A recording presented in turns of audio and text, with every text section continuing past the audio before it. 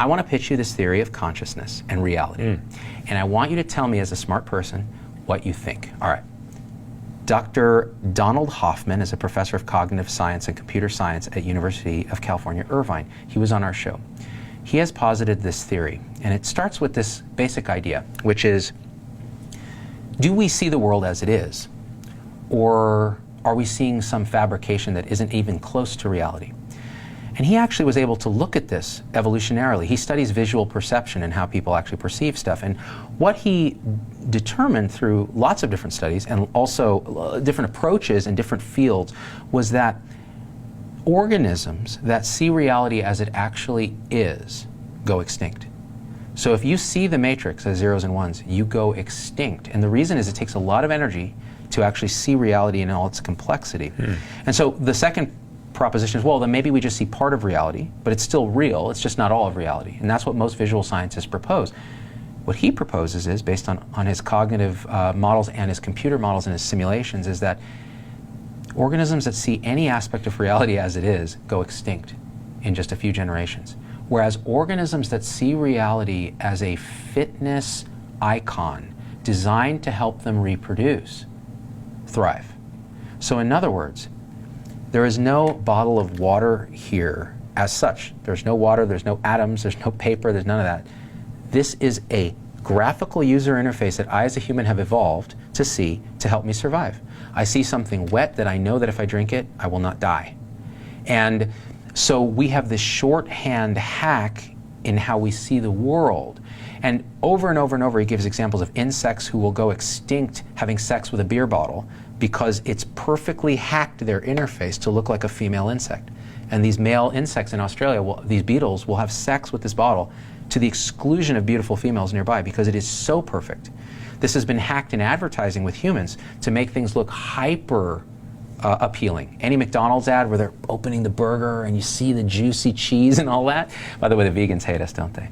And all that's designed to hack our interface. And his theory is the interface theory of perception, that every species sees reality through a series of evolved hacks that allow us to reproduce. And so here's the punchline of that. What is reality? Is there a reality? And what he argues is, yes, there is. There is an objective reality. It's not, we're all not just making this up. Our visual cortex isn't just constructing it. It's not something where, and he's looked at, the number of neurons in the visual cortex is way more than it takes to reconstruct an image, but just enough to construct an image. So we are constructing the world second to second in our minds every day. But the question is, based on what? And if you look, he then digs into quantum mechanics, and I read his manuscript of the book that he hasn't released yet. In quantum mechanics, they've pretty clearly established that there is no such thing as local realism. In other words, something doesn't exist until it's interacting with a conscious observer. It's a probability wave. So the moon maybe doesn't exist until conscious entities interface with it. But what is it that we're interfacing with? And this is what, when he described this in a TED Talk, and then I read his stuff and I had him on the show, I was convinced it felt intuitively correct to me. I want to see how you feel. You may say it's bullshit. The world is actually nothing but consciousness subdivided into things he calls conscious agents, which are little subdivisions of consciousness that sum up and break down, kind of the way you can have a 1-bit conscious agent. And all a conscious agent is it's a simple mathematical function, and he has the formulas to kind of show this, how they interact with each other and how they sum. The smallest 1-bit conscious agent is a Planck length thing, the smallest thing you can imagine, that can have 3 things. It can perceive, it can decide, and it can act. And the currency of reality is experience. It's conscious experience, from the tiniest levels all the way down, all the way to the largest structures that we have. And so when we try to explain the consciousness, the hard problem of consciousness, how does the brain, how does this 3 pounds of wet goo create the experience of me seeing Peter in his cool racing hat with his kind of sexy stubble, which I wish I had. Yeah, it's an icon, but I like it. I'm going to call it mycon because I want it. How does it create that experience, the smell of baking, bread? And the answer is, we've been going about it wrong. We have to invoke a miracle in our current understanding. How do we go from atoms, neurons, to experience? Well, at some point there's a jump that no one has been able to explain. You can wave hands. Yep. What he's saying is, how about you start with the miracle, which is everything is awareness and consciousness. And matter and neurons are icons that we use in a species-specific way to understand this vast network of the social network of consciousness interacting with itself. When I see Peter, I see, you know, a sexy dude, but what is really there on your inside is this vast realm of experience and perception and awareness and thought and emotion that I don't see. What I see is my species-specific hack that allows me to get through the world, allows me to reproduce, allows me to stay alive, and allows me to survive in a way because we don't have enough processing power to see what I really think is there, which is this incredibly complex series of nested consciousness all interacting.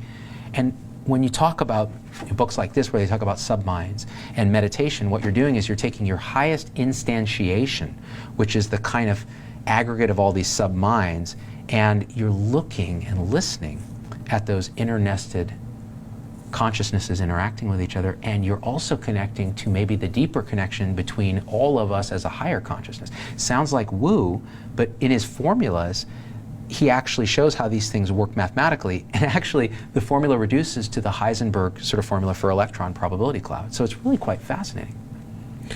Can it be tested experimentally? Right. So this is what he's working on now. You can computer model this stuff. And the problem is it's as valid as any other model because it's hard to test. So the question is, how do you test that we're all awareness interacting with awareness? Yeah, there's a famous, actually I don't remember which physicist it was. I don't think it was Fermi, but a very famous physicist once said, all models are wrong, some are useful. That's right. And he himself says this is probably only partially correct, because the idea is then, well, why would evolution even happen if conscious agents just exist and they're outside of time and space? It's really just oh, that's an important piece of this. So we're wondering about time and space and how they, you know, how are they real? Are they an actual thing? No, they are a species-specific data compression algorithm that allow us to make sense of this social network and allow us to survive. So space and time are different for you and me. Well, we're similar because we have the same species, presumably, although you're probably more evolved than me. But like a dog or a cat or a fruit fly are all awareness interacting with other awareness, but the way they see the world in space and time is a totally different construct. And so all of it is constructed, which transforms, in my mind, let's say it's true, and we'll talk about how we can test it, because I think we should brainstorm ways to test it, but I think it transforms how you think about mental illness. So what is mental illness? But in our reductionist, materialist viewpoint, which we're very good as doctors at thinking, because we've been conditioned to think that, and I think there's a lot of truth. The way we do medicine now is we are really good at moving the icons around on the desktop. We know that a serotonin icon, when put into a human icon's bloodstream, does something to a subjective description of experience from that human subject in terms of depression. But what is really happening? We're like monkeys moving these icons around, but what's the transistors and the electrons that actually make it up? If the serotonin molecule is really a conscious agent, that's the sum of little conscious agents, and it's interacting with our conscious agent, that shifts how we think about how these medicines work, how the mind-body connection actually What if that's not correct? What if the serotonin agent doesn't have the ability to perceive? So if serotonin is actually electrons, if electrons are materially real. Yeah, what if serotonin is simply nothing more than atoms, electrons, you know, atoms with all of its constituent elements, right? Electrons, protons, neutrons. So if that's true, then it negates the entire model because it says something is materially real. This model says there is nothing real beyond awareness itself, and it creates reality on icons that allow it to evolve. And this is difficult stuff to grasp as scientists, which both of us are. You're much more than me, because it goes against everything we trained, which is Big Bang happened, somehow matter organized into complex structures that through which consciousness emerged. We're saying consciousness was and subdivided into these smaller agents that combined into bigger agents and evolve over time into complex agents like ourselves that interact with other agents and social networks that probably form higher levels of consciousness. So you could actually posit what is God, but all these conscious agents at its highest instantiation in a way that it knows more than almost anything because it's the sum of all these agents. Now how do you test it? So if serotonin is a molecule, then yes, our reductionist approach is right and we should continue to hammer at it. If it's wrong, we should still hammer at the reductionist approach because we're moving icons. So as Hoffman says, he says, Just because a desktop trash icon on my computer desktop isn't literally a trash icon, and I'm not dragging real documents into it, that doesn't mean I drag my life's work into it and hit delete. Just because I don't take it literally doesn't mean I don't take it seriously. So yeah, we take our icons seriously. We should know all about them, but we're going to hit a wall. And I think we're getting there in our understanding. Because until we understand what is the fundamental nature of reality, we're not going to be able to manipulate it in a way that reduces suffering, which I think is what we're trying to do, right? When you talk about health span, you're talking about the longest possible life with the most enjoyment or happiness or fulfillment or whatever their individual's goal is, and to me that's like a lack of suffering. No one wants to live to suffer unless you're a BDSM, bondage person. And even that's not suffering because it's actually pleasure for them. So suffering is a mental construct. Pain is eternal, suffering is optional because it's how we frame it. What do you think? I don't know. It's hard for me to actually internalize that because, letting go of subatomic structures as sort of not being real is, that would just require a lot more understanding on my part. Let me say this, subatomic structures are absolutely real as icons. So in other words, they mean something. They're an image of something. I think trying to imagine that they have their own state of consciousness is it's not hard even, for me to understand. It's not even that. So okay, let me dig into that a little bit because this is something that I have to think about a lot. That's a dualist belief. So in other words, the subatomic structure, electron, is an electron with some awareness. That's a belief called dualism. It means that there is matter and there's consciousness and they're related. What Hoffman's saying, what I think I intuit from this is, and I could absolutely be wrong, and people get violently disagreeable to this idea, there's no electron at all. Electron is a conscious agent that we see as electron through our species-specific interface. It's how we've evolved to see the world. We see it as, and we don't ever see electrons. We use equipment to intuit them. But then how would we explain physical experiments that have independently validated the same construct? Meaning? So for example, when Newton came along, he was the first to define a set of physical laws. And they held pretty well until the early part of the 20th century, when at one layer below the Newtonian understanding, there was a new layer of physical laws that had to be described. Many of these laws have been independently validated. And I would think that if it was all a hack, meaning if we were all creating our own construct, our own icons, it strikes me as improbable that we would be converging on the same descriptions, the same experimental identifications. This is a great way to think about it, and here's how I would think about that. We have our hack, but it's based on reality, and reality is these conscious agents exchanging experience with each other. We see it as the laws of physics. We see it as an electron binding to this and this chemical reaction happening, and of course it will be validated because it's actually happening in the sense that these agents are behaving relationally to each other in predictable, precise ways that we can measure and science can quantify. It's just a question of, are they actually... But why would the electrons, the protons, behave in a predictable way when you and I can't behave in a predictable way? Because we don't behave predictably, Peter, because we are complex instantiations of multiple conscious agents that emerge a very high level of consciousness. So part of the reason you have these voices that are telling you you're an asshole, and I have them, is that we have unconscious to us, agents that are making decisions in the background that are feeding it up to our higher instantiation. It's very unpredictable, it's a complex system. The simplest systems, in other words, 1-bit, 2-bit, 12-bit, 100-bit conscious agents, behave predictably because they have 3 actions: perceive, decide, act. It might be that the 1-bit conscious agent can only have 2 perceptions, 2 actions. And so it sums up scientifically and mathematically as absolute predictability. But wait a second, if you collapse that to 1 and 1, you could have a reductionist world. If you had no choice, if all of the subparticles had no choice, right, wouldn't that, it would become a semantic game? Well, if none of the particles had a choice... Meaning you always knew how they were going to behave. Right. Well, then it's the same as being materialist. It's saying they have no consciousness. So that's right. The definition of this is they have choice. And here's something that's even more interesting. Yeah, which again, I just can't... So probabilistically, that just strikes me as impossible. Yeah. Right? Because you couldn't have the order that we have in the universe if there was any choice to be made at that level. That's just, again, I'm saying this as a guy who's bullshitting because he's hearing about this for the first time, but that's my sort of initial reaction is I don't understand how you could preserve any order in the universe if there was any choice to be made in that regard. Yeah, so what's interesting is when you look at actual quantum mechanics, there is uncertainty at the quantum level. There is uncertainty. But there is a predictable uncertainty. Yeah, but exactly. It's defined by a probability function. Right. But it collapses to something that's known once it's observed. Correct. So what is observation but two conscious agents interacting and exchanging experience that then allows this particular conscious agent to settle into a particular choice?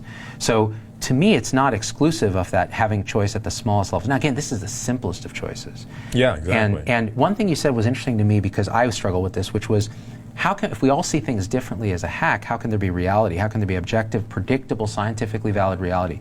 Well, look at it this way. So you have, he gives the example, which I think is very powerful, of synesthetes. So people who have synesthesia, which is they experience the world very differently. They smell colors or they hear sounds.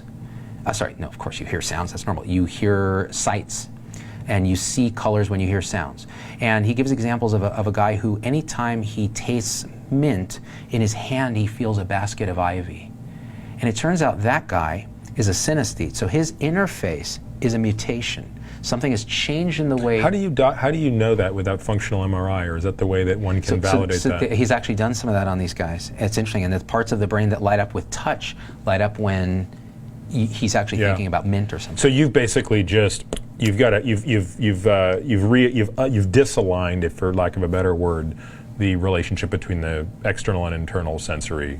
You know, the cortex is basically been remapped. There's some remapping. Now, I would argue that the cortex is an icon we use to actually consciousness interacting with itself, but imagine that person now is a mutation of some kind that interfaces with the world differently. Because he can feel mint, it turns out he's a glorious chef. So he has a career as a professional chef because he's able to take flavors and tactily feel them. And to him, it's real. That's interesting. It's like a basket. He's putting his hand in a basket of ivy. When he tastes something else, I forget what it was. He would make a horrible surgeon. I mean, Terrible. could you imagine having to taste all of those body parts to be able to, because you rely on your feelings so much. It's like chilled monkey brains, Dr. Jones. No, it's true. So a surgeon would go extinct having that skill, but a chef would evolve. Now imagine evolution starts to put pressures on us where only the best chefs get laid and have sex and reproduce. Now that becomes the default. That's the default. So he's saying, well, but see, to me, that is totally explainable through Darwinian biology. Right. That is completely understandable. So Darwin is essential for this theory as well. You have to, in fact, the core universal principles of Darwinism have nothing to do with DNA and molecules. They have to do with, is something heritable? Is there evolutionary pressure on it? And those sort of things. And that works just as well with conscious agents as it does with material stuff. So so conscious agents can evolve over time to have perceptions that actually allow them to succeed in this social network where they're competing. But, I mean, and again, forgive me for just not having a goddamn clue what you're talking about. Why is it that if that bottle is an icon, you can't make it lift up off the table by thinking about it? Because in the social network of conscious agents that happen to be this way, that is not a perceptual decision or an action. That's why can't you override it? Because, there are rules between how these things actually interact. In other words, it's not a free-for-all. It's not magical thinking. It's not like, well, just because everything's awareness, I create the world. Like Deepak Chopra. He'll say something like, everything is consciousness, and so you can secrete, which is my way of using secret as a verb. You can secrete success and happiness and all of that. Well, that's not true. That's magical thinking. What we're saying is, no, have you seen The Big Lebowski? Dude. The dude abides. Stop. There are rules, dude, okay? This isn't fucking Nam, all right? There are rules. And the rules are these things behave just like... You know, one of the worst parts about trying to be health conscious is that you can't drink White Russians as liberally as The Big Lebowski. Who says so? You say so.